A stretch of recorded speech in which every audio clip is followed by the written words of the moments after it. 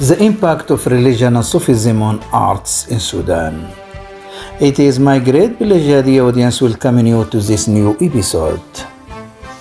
Our episode today is a continuation for the series of documentaries that have been dedicated to introduce, to trace the impact of religion and Sufism on modern Sudanese poetry.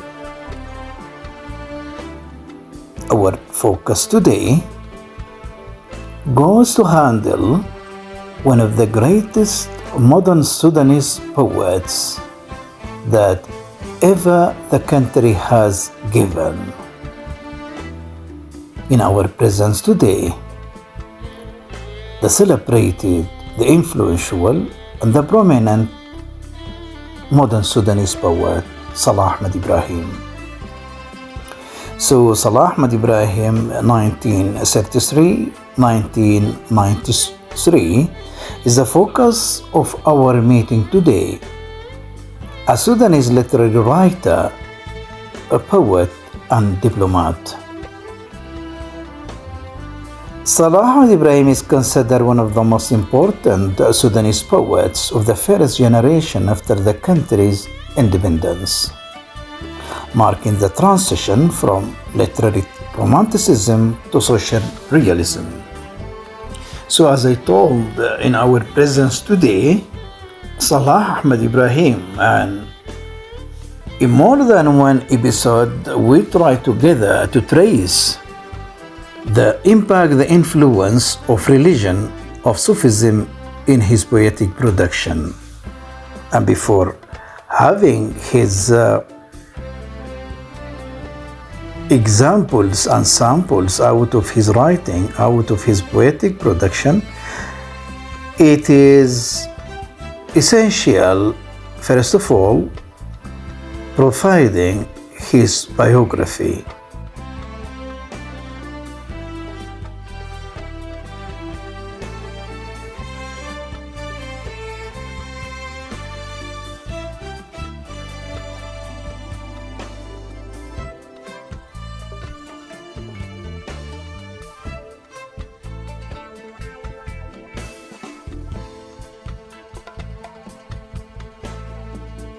Salah was born in Omdurman in 1933, and about his upbringing and nurture, he stated to Radio Omdurman with an interview conducted with the presenter Abdulmunaim Shaybun, stated that he grew up in a household where the Quran was recited morning and evening, and that his father was a deeply religious man, was close to the national leader Ismail al-Azhari. He stated further that he received his early education, his primary education in particular, in Omdurman schools, then attended Hantub Secondary School, from which he was expelled for political activism along with his friend, the great poet Muhammad Abdurrahman Shaybun. Afterwards, he continued his studies at Al-Mu'tamar School and later at the Faculty of Arts, University of Khartoum. Speaking about Salah upbringing and family background, Dr. Omar Gadour, the president of the National Union of Sudanese Writers and Authors, and the Assistant Secretary General of the General Union of Arab Writers and Authors, said in the program Sihr al-Kalam, Salah was raised in an environment that resembled a Sufi atmosphere, with a father who was extremely pious, religious, and patriotic. Salah, along with his brother Murtada and his sister Fatima, formed a truly remarkable family in Sudan. Such were the words of Dr. Omar Gadour. His biography further informs that from 1965 to 1966, he taught at the Institute of African Studies at the University of Accra, Ghana. He maintained an involvement in politics and was eventually appointed Sudanese ambassador to Algeria. Afterward, he moved to Paris, where he wrote for several French newspapers and magazines, and worked as an advisor and expert at the embassy of the state of Qatar there. The late novelist and writer Tayyib Saleh said about him, "He is the most Sudanese of all Sudanese poets in his personality and in his poetry. His verse is refined and elegant, marked by the great attention to form. It is an intellectual kind of poetry, one that requires the reader to possess a solid cultural background in order to understand it properly and enjoy it to the fullest." The well-known Arab critic and the poet's close friend Ihsan Abbas said about him, "He is an example of a revolution that feeds on its own blood. He draws his images from the reality of life itself, using them to portray the stirrings of his own soul." And about his poetry, Professor Abdullah Tayyib said, "His poetry is resonant. And his rhythms are beautiful." In an interview on Blue Nile TV, the well-known writer and critic Isa al-Hilu said about him, "There is no doubt that the poet Salah Ahmed Ibrahim is a great poet, one who requires a great critic and a great historian. Although I am younger than him, a relationship of mentorship developed between us. Salah was characterized by great simplicity. He was very modest, very gentle, and deeply human." Isa al-Hilu continued and said, "Anyone who met Salah Ahmed Ibrahim would be struck by the simplicity and gentleness of his personality, his calm composure, and his sharp, intelligent curiosity to understand others. Salah the poet was a truthful mirror reflecting the realities of his homeland, Sudan. His natural disposition made him closely connected to people's concerns, aspirations, dreams, and struggles in life. Salah was a man of great ideas. For him, thought and literature were tools to uplift society and advance it for the sake of the people. And although he belonged to the realist school, which focuses on content, he also placed great importance to the beauty of expression."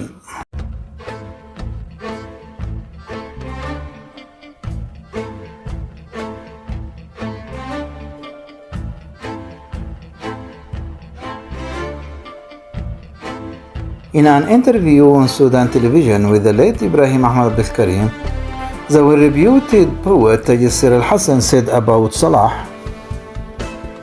"It is truly fitting that we remember Salah, for he is one of the undisputed pillars of Sudanese poetry, and he also sits atop the summit of the Arab poetic Olympias without rival. We can compare him with Bad Shakir al-Siyab or Abdul Wahab al-Bayati and others, even though those poets preceded Salah and were pioneers in the field." The journalist, researcher, and writer Ibrahim Abu Shanab, the author of Salah Ahmed Ibrahim, Lover of Truth and Homeland, said about him, "My relationship with Salah goes back to a long way. I used to visit him frequently in his office at the Ministry of Finance. As an admirer of his poetry, Salah was extremely simple, a very humble man and truly modest in every sense of the word. He never accepted praise. Such words were part of an interview in Sudan 24 channel as part of the program والردى, presented by the noted researcher Hassan Al-Usman. The author Ibrahim Abu Shanab, who, as I told, has written a book about Salah entitled Salah Ahmed Ibrahim, شاعر الحقيقة والوطن. From another hand, Salah biography writers and those critics of his poetry told that his poetry is distinguished by its use of mythological symbols, particularly Greek mythology. Greek mythology to convey ideas and visions through a non-traditional style in Arabic poetry. So Salah, considered one of the Sudanese and Arab literary figures who employed mythological symbols in constructing his poem to express ideas, meanings, and vision in a manner that was unfamiliar in Arabic poetry at that time. He was among the Arab poets who made the most extensive use of Greek mythology, which is clearly reflected in his poem Maria. So a living example of Salah influence and impacted by the Greek mythology was in his noted and masterpiece poem Maria.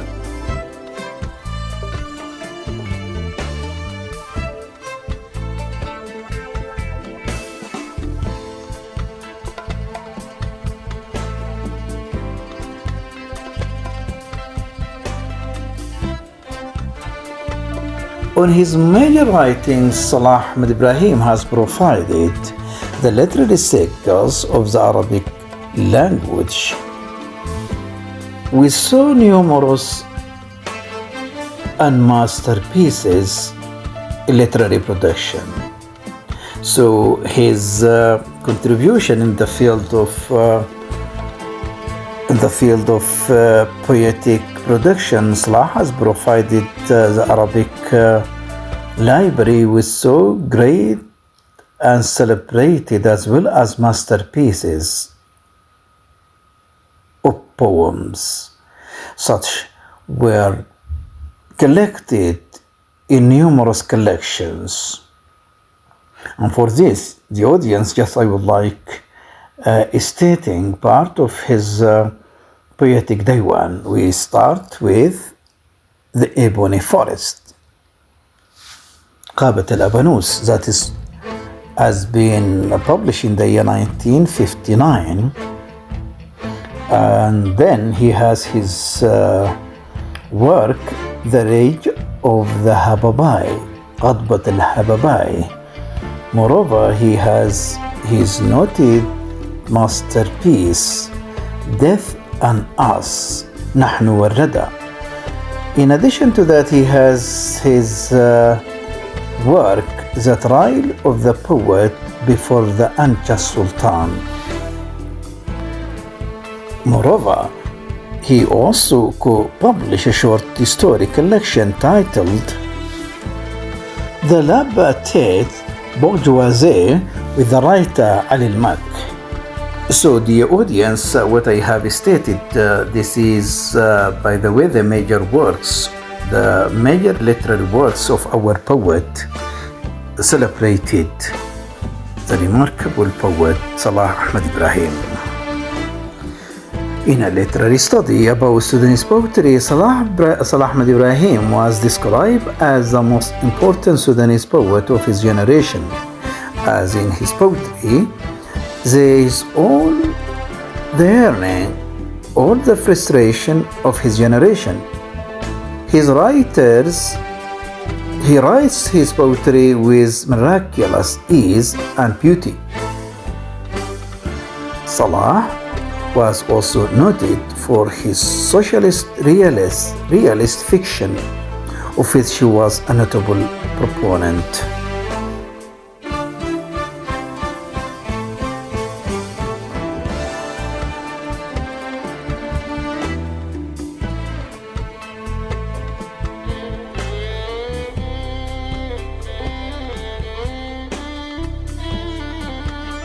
The audience, I would like to reminding you that I'm presenting the influence, the impact of religion and Sufism on modern Sudanese poetry. And in our presence today, the remarkable, the outstanding Sudanese poet, modern Sudanese poet Salah Ahmed Ibrahim. So following my presentation and introduction to his biography in such brevity, here I would like the audience sharing you one of his noted poem, and that is نحن والردى, Death and Us. And by the way, this ode has been taken to represent one of his published poetic production and collection, نحن والردى. So what نحن والردى is an example in which we try together to trace the influence, the impact of religion, of Sufism glossary on the production of our noted poet Salah Ahmed Ibrahim. So one of the most significant poems in Arabic poetry, Death and Us, was written by our great poet, the late Salah Ahmed Ibrahim. It addressed the subject of death, attempt to unlock its mystery and engage with it as a human reality with lofty ideals. The poem Death and Us was a powerful statement that summed up Salah's life, struggles, intellectual pursuits, and creative experiences in a single ode. It was written from an authentic Bedouin perspective in which he dealt with life's ups and downs, secrets, fluctuations, and turbulations. It expressed a simple African perspective in which he expressed the popular heritage inherent in the Sudanese self, which he deals with death as a natural thing and denigrates life in the name of national and human values. Denigrates life in the name of national and human values and the perversion of the values and uniqueness of the Sudanese person who believes that chivalry, courage, ethics, and sacrifice for the sake of others are all worthwhile living life for, if it is the will of the Creator, is the reasons for living. For more information in this particular context, I'm referring you to the researcher Ibrahim in his article Salah Ahmed Ibrahim في نحن والردى, published article on sudares.com. So the audience, as you follow, just here we have one of the examples of our poet Salah Ahmed Ibrahim, in which, as I told, we try together to trace, to figure out, to find out the impact, the influence of religious language as well as of tasawwuf in his poetic production. And with us together, here we have Death and Us. And as we are going to experience in Death and Us, Salah is addressing death directly, a state of a person, following the techniques of personification, speaking to death directly in a language and in a word of deviance and challengeable language. So just here we would like to start together in order to find out what extent that our poet Salah Ahmed Ibrahim's influence and impact with the religious language with Sufi glossary. Let us go.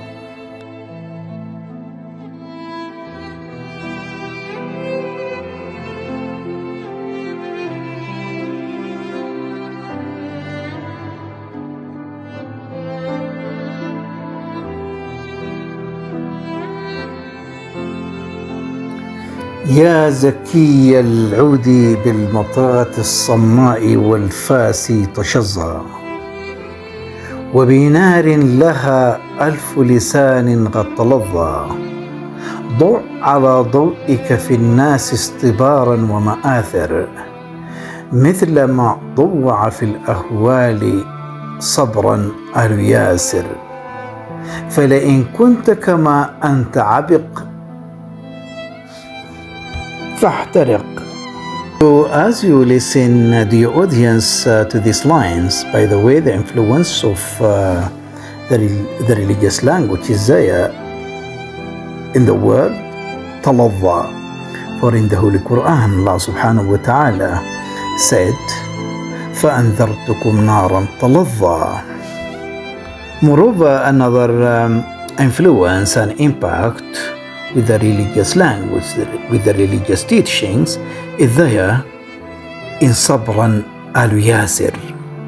So the reference to Alu Yasir, those early Muslims who endured torture for their faith, reinforces the theme of patience and faith under persecution. Thus, the poet calls for maintaining light, fragrance and moral courage even in adversity. So we go on and we read: يا منايا حومي حول الحمى واستعرضينا واصطفي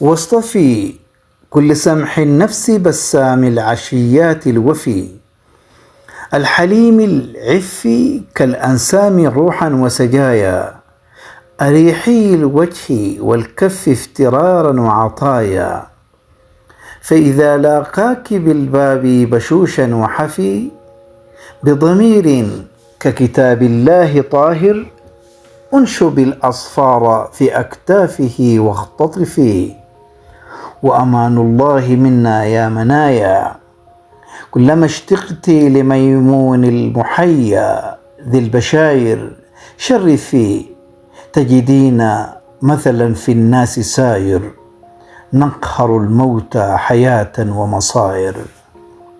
So as you listen here in these lines, by the way, حول الحمى, that is influential by religious language. أصطفي من الاصطفاء. Moreover, it is a religious term. And then روحا وسجايا, or روح, that is the soul. عطايا, another religious word, العطايا. بضمير ككتاب الله طاهر, كتاب الله, that is the book of Allah, purified, طاهر. وأمان الله, another religious word or phrase. كلما اشتقت لميمون المحيا ذي البشائر, المحيا ذي البشائر شرفي نقهر الموتى, الموتى حياة ومصائر. And listen to him addressing the death directly in a form of personification. هذه أجنابنا مكشوفة فليرمي رامي هذه أكبادنا لكها وزغرد يا حقود هذه أضلاعنا مثلومة وهي دوامي وعلى النطع الرؤوس فاستبدي يا فؤوس وادخلي أبياتنا واحتطبي وأديري يا منايا كؤوسا في كؤوس من دمانا واشربي. As you listen, the audience, so clear impact with the religious language, with the Sufi language, كؤوس, كؤوس, that is cups. And moreover, here we have his addressing to the death as if it is human, addressing him directly in a state of a person that bear no good but sadness to the human. And this is so clear in his addressing to death. هذه أكبادنا لكها وزغرد يا حقود. And then the poet Salah Ahmed Ibrahim went further to make his inquiries. ما الذي أقصى من الموت؟ فهذا قد كشفنا سره واستصغنا مره. صدئت آلاته فينا ولا ذلنا نعافر. ما جزعنا إن تشهانا ولم يرضى الرحيل. فله فينا اغتباق واصطباح ومقيل. آخر العمر قصيرا أم طويل. كفن من طرف السوق وشبر في المقابر. The audience so clear impact with the religious and Sufi glossary. ما الذي أقصى من الموت؟ فهذا قد كشفنا سره revealing its secret, that is سره. آخر العمر قصيرا أم طويل. كفن من طرف السوق وشبر في المقابر. As you listen here, the human age, the human on the earth, whether he is spent and provided with 1,000 years, one day he will pass away. Whether he had provided with just a fraction of a second, he will pass away.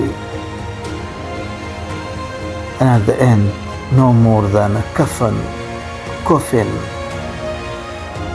taken from the market, no more than an inch in the earth. That is the grave of the individual. The individual dead, and the dead is inevitable for all of us.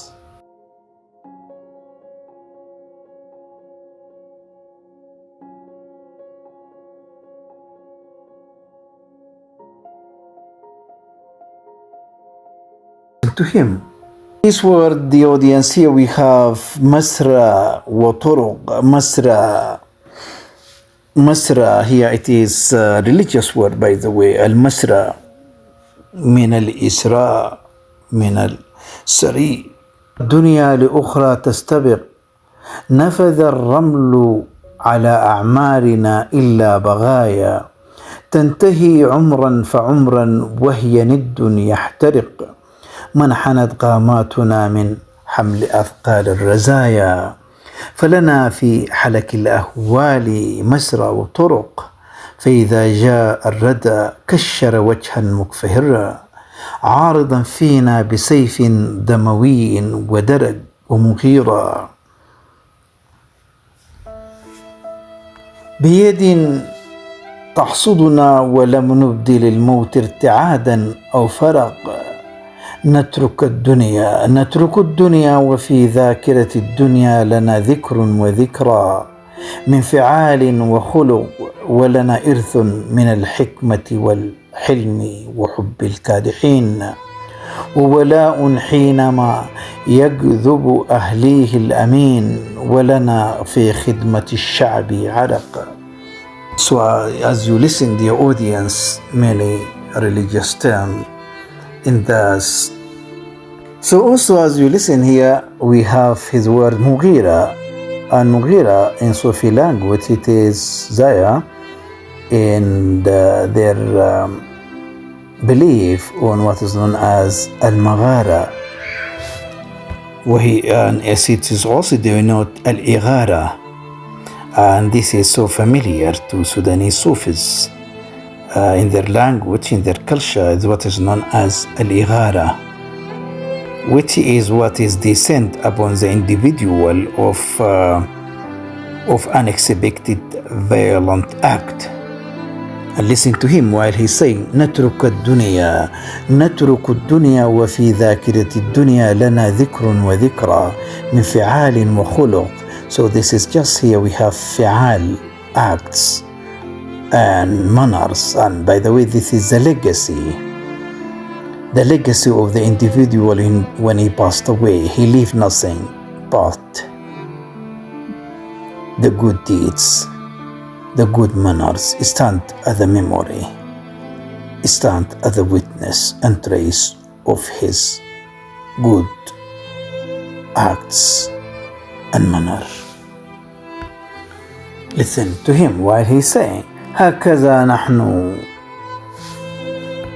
هكذا نحن ففخرنا، وقد كان لنا أيضا سؤال وجواب، ونزوع للذي خلف الحجاب، برهة من سرمد الدهر أقمنا ومشينا، ما عرفنا بما أو فيما أتينا وانتهينا، وخبرنا تفحى الدنيا وما من بهرج فيها حقير، عرضا فان لفانينا فما نملكه يفلت من بين يدينا، أو ذهبنا دونه حين بقي فكما كان لدينا صار ملكا لسوانا، وغرور لغرير قافل يختال في الوهم الهوين. So as you listen, يختال في الوهم الهوين في حبور. As you listen, the audience so clear influence with the language of tasawwuf, with the language of religion. And here we have al-hijab, the veil. Moreover, here we have his description to the life at the tribal living, at the tribal world, describing the life as such. Moreover, he used fanin from fana, that is annihilation.